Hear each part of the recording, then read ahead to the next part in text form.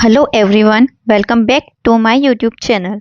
आज हम आपको ले चलने वाले हैं अहमदाबाद इंटरनेशनल फ्लावर शो में, जहां रंग, खुशबू और क्रिएटिविटी का परफेक्ट कॉम्बिनेशन मिलता है।